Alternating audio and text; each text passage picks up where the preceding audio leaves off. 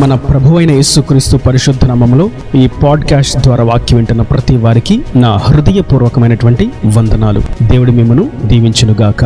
మత్తయి సువార్త 8వ అధ్యాయము 5వ వచనము నుండి, ఆయన కపెర్నహూములో ప్రవేశించినప్పుడు ఒక శతాధిపతి ఆయన యొద్దకు వచ్చి, ప్రభువా, నా దాసుడు పక్షవాయువుతో మిగుల బాధపడుచు ఇంటిలో పడియున్నాడని చెప్పి ఆయనను వేడుకొనెను.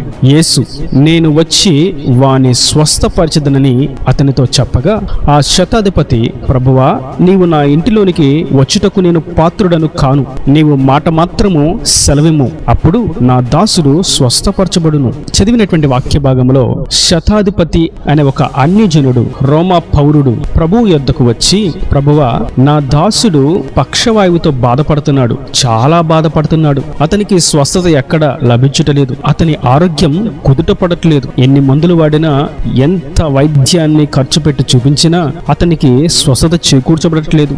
నీవు నా దాసుని గూర్చి ఒక్క మాట సెలవిచ్చినట్లయితే నా దాసుడు స్వస్థపరచబడతాడు అని నాకు తెలుసు అని ఆ శతాధిపతి ప్రభుతో అంటూ ఉన్నాడు. ఇక్కడ మనం గమనించవలసినటువంటి పాఠ్యం ఏదనగా, శతాధిపతికి ప్రభు మాట సెలవిస్తే చాలు అన్న మాట, అందులో ఉన్నటువంటి శక్తి ఎలా తెలుసు?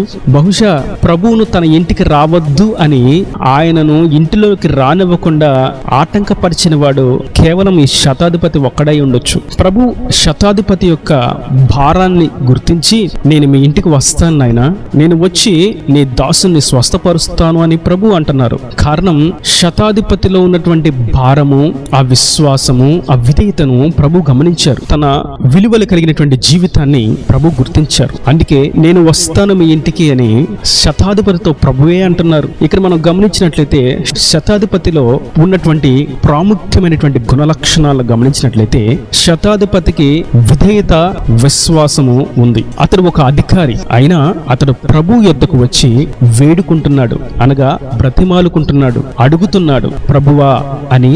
ప్రభువును గూర్చి ఎరిగిన వాడే ప్రభువును ఘనపరుస్తున్నాడు. ఈ సంభాషణలో శతాధిపతి యొక్క విధేయత మనకు కనబడుతుంది. అతడు దేవుని దగ్గర తనను తాను తగ్గించుకున్నాడు. అక్కడ అంటాడు, నేను కూడా ఒక అధికారినే అయ్యా, నా కింద 100 మంది దాసులు ఉన్నారు. వారు నేను చెప్పిన మాటకు లోబడతారు. నేను నిలబడమంటే వారు నిలబడతారు, కూర్చోమంటే వారు కూర్చుంటారు. నేను ఒక అధికారం కలిగిన వాడిని, నేను కూడా ఒక అధికారికి లోబడిన వాడిని అని తన యొక్క గొప్పతనాన్ని తెలియచేస్తూ, కానీ నీ ఎదుట మాత్రం నేను గొప్పవాడిని కాదు, నేను నీకంటే తక్కువ వాడను అనే సంగతిని గుర్తించాను. నీవు ప్రభువువి, నీవు దేవుడవు, నీవు సర్వోన్నతుడవు, నీవు సర్వశక్తి కలిగిన వాడవు. నీవు మాత్రమే నా ప్రార్థనకు, నా అక్కరను తీర్చి నా హృదయాన్ని సంతోషింపచేయగలిగిన వాడమని శతాధిపతి గుర్తించాడు. తన యొక్క వినయమును, విధేయతను ప్రభు యొద్ద కనపరిచాడు. నేడు ఈ వాక్యం వింటున్నటువంటి నా ప్రియ సహోదరులారా, మనం ప్రభు యొద్ద మనం ఎంత గొప్పవారమైనా, మనకి ఎంత ధనమున్నా, మనకెంత పలుకుబడి ఉన్నా, ఎంత అధికారము చేతిలో ఉన్నా, ఎంత బలమైన వారమే అయినా, గొప్ప కులంలో పుట్టి ఉన్నామని చెప్పుకుంటూ ఉన్నా, మేము మత ప్రతిష్ఠిత కలిగి ఉన్నామని అనుకుంటూ ఉన్నా, ఆయన ఎదుట మనము వినయము కనపరచాలి. మనము ఆయన ఎదుట లోబడాలి, మోకరిల్లాలి, తల వంచాలి, ఆయనను వేడుకోవాలి.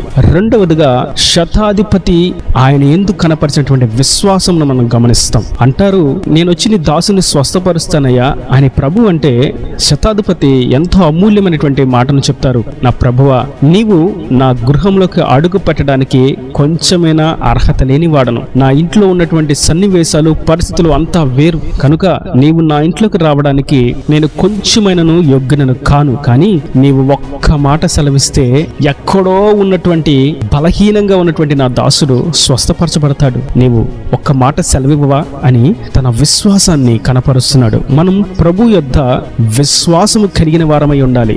ఆయన మాత్రమే చేయగలడు, మరెవ్వరూ ఈ కార్యాన్ని నిర్వర్తించలేరు, చేయలేరు అన్నటువంటి పటిష్టమైనటువంటి విశ్వాసము కలిగిన వారమై ఉండాలి.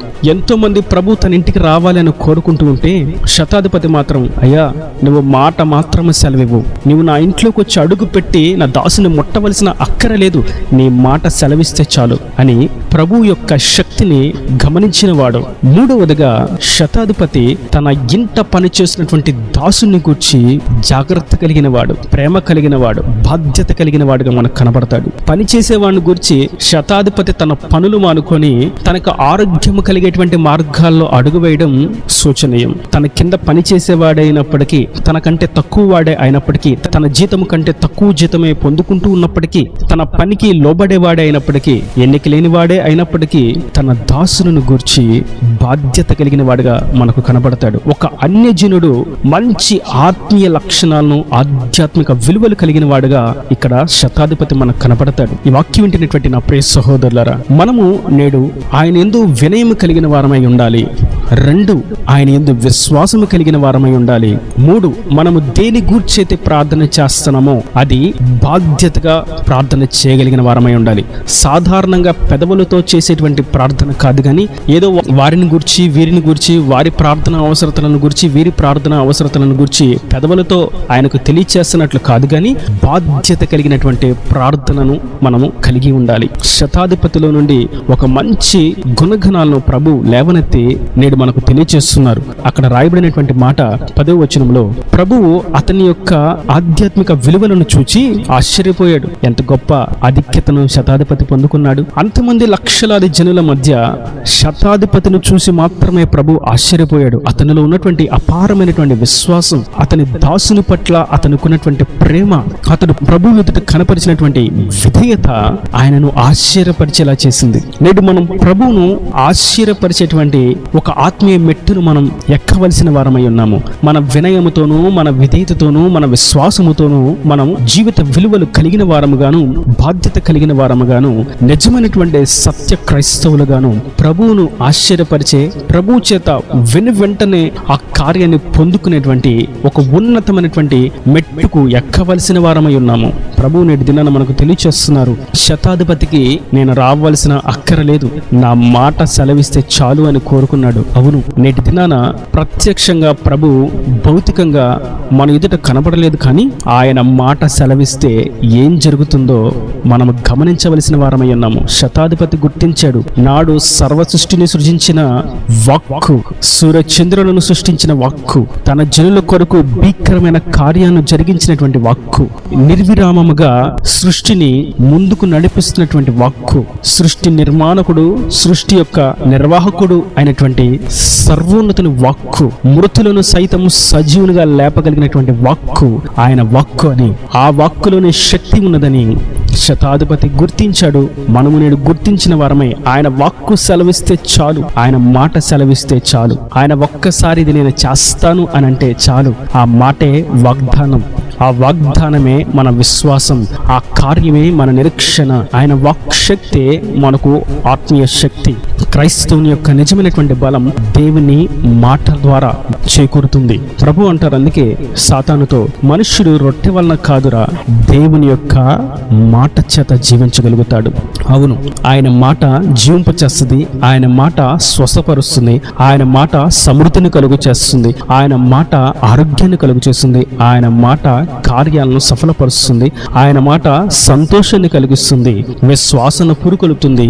ఆయన మాటే మనల్ని సంపూర్ణంగా మార్చి సర్వోన్నతమైనటువంటి స్థలములకు చేరుస్తుంది. కనుక ఆయన మాట మనకు చాలును. అడుగుదాం, ప్రభువా, ఆనాడు శతాధిపతి నీ యొక్క శక్తిని గుర్తించాడు. నేను అనేకమైనటువంటి దాసులకు అధిపతిని, నా మాట వినేవాళ్ళు అనేకులున్నారు, నాకు తెలుసు నీ మాట యొక్క శక్తి.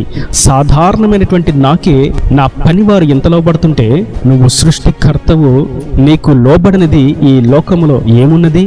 అవును, ఆయనకు లోబడినది ఈ ఇలలో ఏది కూడా లేనే లేదు. ఆయన మాట సెలవిస్తే సమస్తమును సమకూర్చి జరగబడతాయి. మన కొరకు ఆయన వాక్కును పంపి స్వస్థపరుస్తాడు, మన కొరకు ఆయన వాక్కును పంపి క్షేమాన్ని కలుగు చేస్తాడు, మన కొరకు ఆయన వాక్కును పంపి సమృద్ధిని, సంతోషాన్ని కలుగు చేస్తాడు, కార్యాలను సఫలపరుస్తాడు. ఈయన దేవుని మాటల ప్రతి వాని హృదయం అన్నిటికంటే ఫలింపు చేయనుగాక. ఆమేన్. God bless you. తలలో వంచి కనులు మూసినట్లయితే మీ కొరకు చిన్న ప్రార్థన.